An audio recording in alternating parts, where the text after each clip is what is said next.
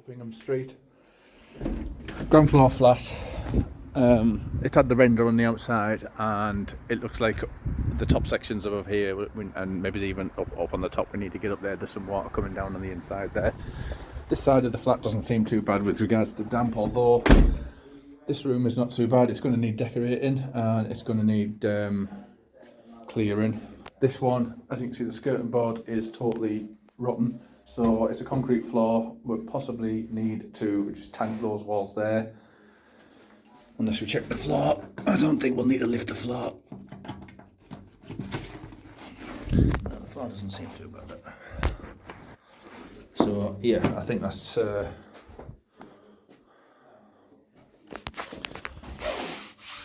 doesn't seem too wet in there. In the lounge, there's decking above there, so it looks like it's leaking in through the decking, and it's leaking in through there, which is obviously in turn soaking down the walls and wetting all the walls down the bottom. Chimney breast and the alcoves are all damp, so I think we need to tank these walls.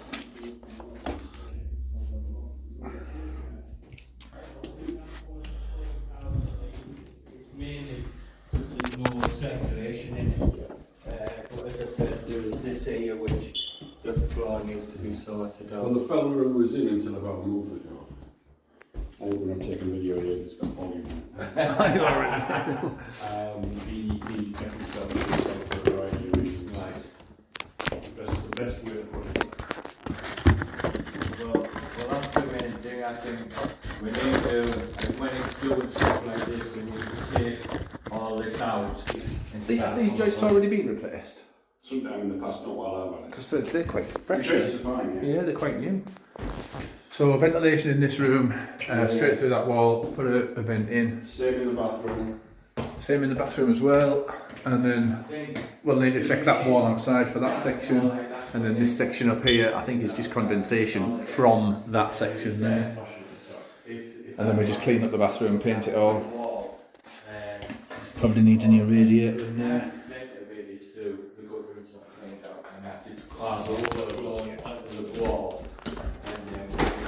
Well, I mean, the other problem I've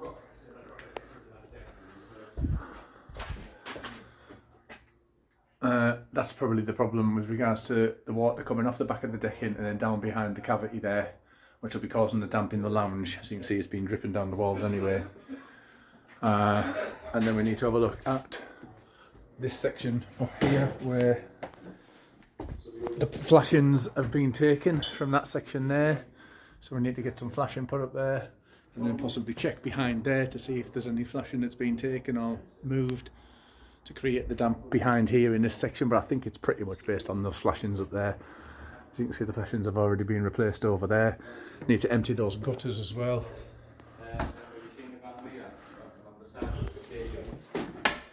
Okay. We're just looking at this rendered property in the backyard, and they've put the insulation on the back of the property with the render on the top, which a lot of houses are getting these days.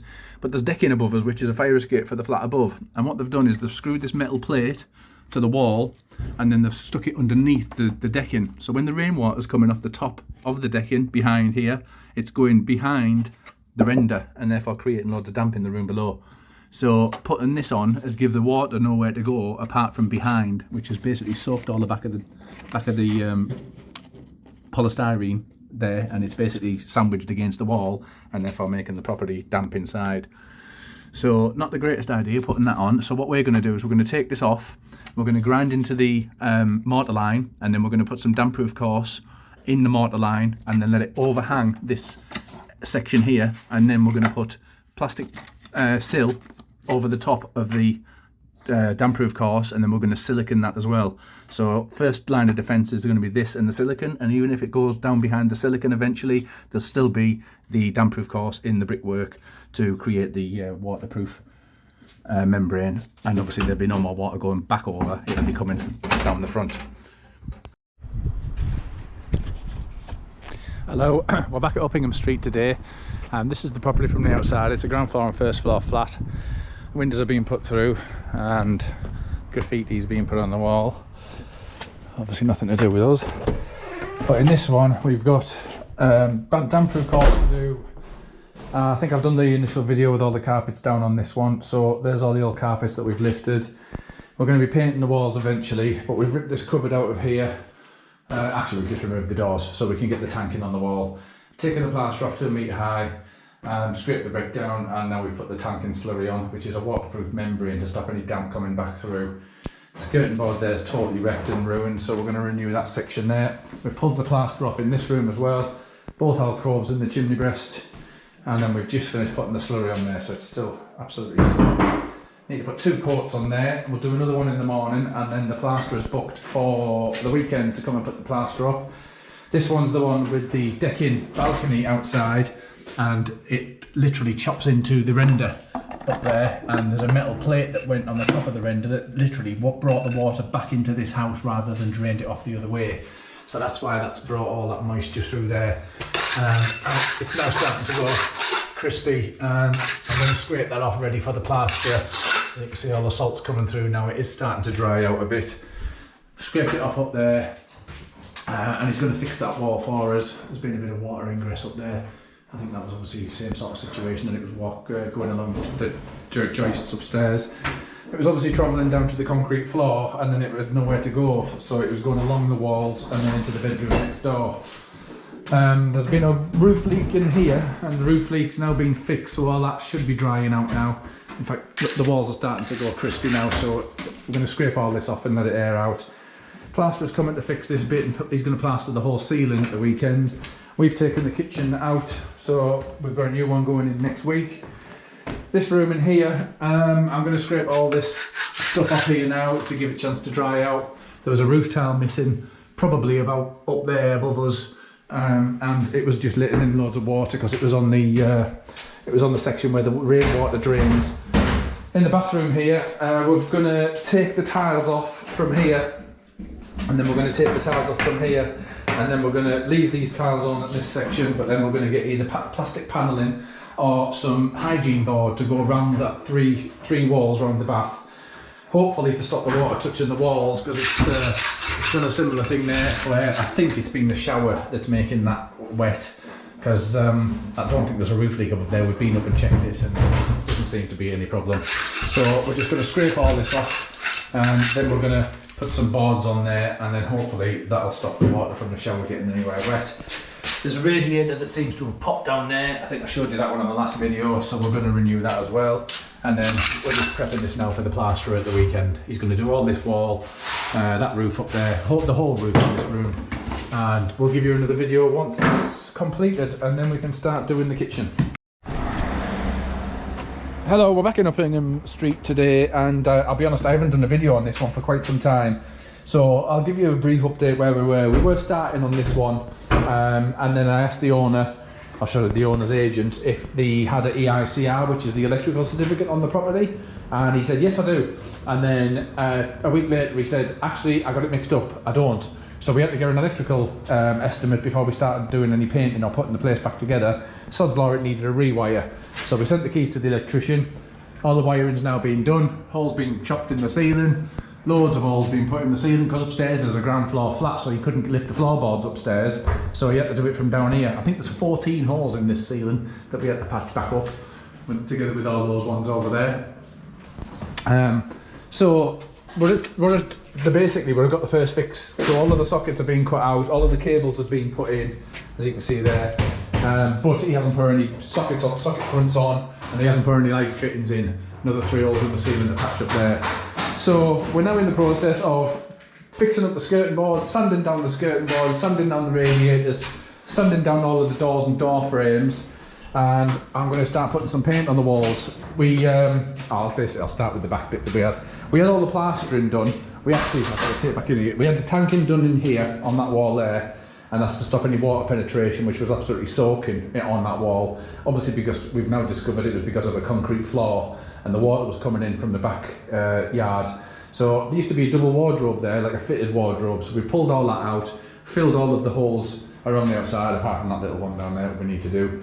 Renewed the skirting boards because they were actually rotten, like this bit here. They were literally rotten to bits. So we need to renew that section in the corner. So wiring's all done now. Plasterwork's all done now. When we had the plasterwork done, it was I think it was just short of £1,000 to get all this area done, the bedroom done and the kitchen done. It was looking fresh, and then we had a downpour over the weekend, and it came in so bad. It was this whole wall here. This is aluminium back plasterboard, this bit here, so that it didn't come back through that bit, but obviously we knew it was wet behind. That bit there was absolutely drenched. The floor down there was coming in and going into the hole underneath the stairs there. It was absolutely soaking, as you can see by the condensation on the ceiling there, and obviously the leaks and things like that up there. There was basically water peeing in. I'll show you where it was coming in outside, because we thought we'd nipped it in the bud, but we never. In the kitchen here, we've got the kitchen units in, we've got the splashback panelling on, and with the water came in that bit there, it came in that bit there, and it drenched all this section here, it drenched all that section down there, it drenched the wall on the other side. And I'll be honest, I was pulling my hair out because I actually thought we'd nailed it outside, and obviously after that downpour we'd realised that there was water penetration still coming in. Anyway, before we go out there, I filled all that area there, we filled all this area here, scraped all the shit off the ceiling, filled any holes, extractor fan going there, extractor fan going there, extractor fan going there, so 3 extractor fans to try and reduce the condensation in this place. Again, more holes in here with the new wiring. More holes up there that we've patched in. We've put new panelling around the bath, put a new bath in. Actually, it was a second-hand bath, but new to the owner. Put a new bath panel on, which matches the panelling at the back. I've got that little hole to fill up the top there, and we're basically at the point now of going around all the woodwork and starting to sand that and ready to prep and undercoat it. So out here, and originally, what we did was we put new sills on all of this section and sealed them all in, hoping that would deal with the water that was going behind the boards. Let me go up here a bit. And then we found out after that downpour, it was basically this door that was the majority of the culprit. As you can see, there's drips coming off the front there. What was happening was the water was coming out of that gutter or draining down this section here, and instead of it coming off the front, it was going back over, and that was basically coming out in that corner down there where I was showing you it was going across the floor and onto the understairs cupboard. So what we've done now is we pulled all of the plastic sills back off. We cut a channel into the mortar all the way along around the outside of there, and then we've used flash band, which is like waterproof fake lead, if you like, and it's got bitumen behind it, so you heat it up and it sticks to any surface. We've triple layered it in the corners, triple layered it in the corners there, and triple layered it in the corners there, but that goes in there, up over the first brick, and then into the channel that we made over the brickwork. Then we put we heated it up and stuck it over the front. Then we put the plastic over the top of it. So there's now a double protection barrier to stop any water going behind this polystyrene stuff, which I absolutely hate, I'll be honest with you. So hopefully that's nipped in the bud, and that we've nailed that now, and fingers crossed no more water penetration should be going in there, which now will allow us to paint. This is obviously where the stairs are going to be going in the near future, because there's going to be a balcony up here at some point. So we're going to leave this on and then screw the balcony through it into the brickwork just to create this water barrier, because it's obviously not been the best of things, putting that door in there, which has created loads of water going into the property. I was pulling my hair out for a couple of weeks on this one, but we've got that sorted now. So we're going to concentrate on painting inside the house, then we'll be looking at putting a new balcony in here, a metal balcony rather than a wooden one, which is what it used to be. And then the stairs will come down this bit here, and the balcony will be up on that square there. But that's the next mission. So at least we've made it watertight for the time being. So I'll do another update once I've started painting. I should be painting today and tomorrow, so hopefully with the paints on the walls and a good clear up, it'll start to look like a property again, whereas at the moment it looks like a bit of a dive, but we'll get there. Right, we're back at Hartlepool. This is one of the ones that I started about 11 months ago even. It was a big job. Obviously, you'll be probably watching this video, and then this will be after the other bits that I've joined together from 8-9 months ago, so you'll probably see the difference. But we finally finished this one. All the decor's finished, radiators, skirting boards, door frames, everything's all painted up, treated with damp, all the holes have been filled from the rewire. The property had a rewire, and we all restarted the property. As you can see, all the holes in the ceiling that we've patched up there and tried to blend them in. There used to be a wardrobe there. We've replaced all that skirt because it was dry. It was full of dry rot. There's still a little bit of damp up in that corner, but I think I've sorted it by the gutter next door's leaking down the wall. So this one's all looking nice. Got the glass in that other bedroom for these windows, but we're not going to fit them until the tenant moves in. All the doors are all sorted now. I've left the fire in, it's actually been disconnected that, so we're probably just going to get an electric fire in there. So this room, big normal ceiling, I've just patched it up with a bit of emulsion. We had a bit of stain up there that needed a sort. Skirting boards all got replaced. We tanked these walls behind the plasterboard because they were that wet. We put foil back plasterboard on them, got it replastered, got it skinned up and got it painted up, and it's now looking 10 times better. This is the one that used to have the balcony outside. We've now removed the balcony and we've put some new trims on, and behind those trims there's some flash band that goes into the mortar line, and then we put plastic over the top so there's a second line of defence from the water getting in. It must have been coming in about 8 different areas, like 1, 2, 3, 4. It got so wet that the water was coming down this wall, through this wall, and then across the floor like a little river. It was absolutely drenched in this place. So we managed to get it dry again, fitted a new kitchen, put some new plastic panel back, put plastic paneling all the way around all the walls. It was actually a second-hand kitchen that we found for the place. We'll put that in. I think the sink's new, taps are new. This little room, not sure what it is, but we plastic this as well. We've got some extraction fans put in, and then there's one going over there as well. There's also one in the bathroom because there was no ventilation in this property at all. Put plastic paneling on the ceilings, new skirting boards, new plastic paneling all around here. Through to the bathroom, new toilet seat, cleaned the toilet, new radiator, new taps, new shower, new bath, new plastic paneling around the outside of the bath, decorated everything, renewed the boxing, put a couple of doors on, another extractor fan. So yeah, we're finally there. Obviously I won't go on too much because you'll probably see the other videos with the amount of work that we did in here. But yeah, we're finally there. And I'll be honest, this is one of the properties that I'm really happy that the keys are going back, because this place, I've been waking up in the morning and feeling like this is never going to end, this place. But we got there in the end, and hopefully the new tenant can move in shortly. So that's this one, and on to the next one.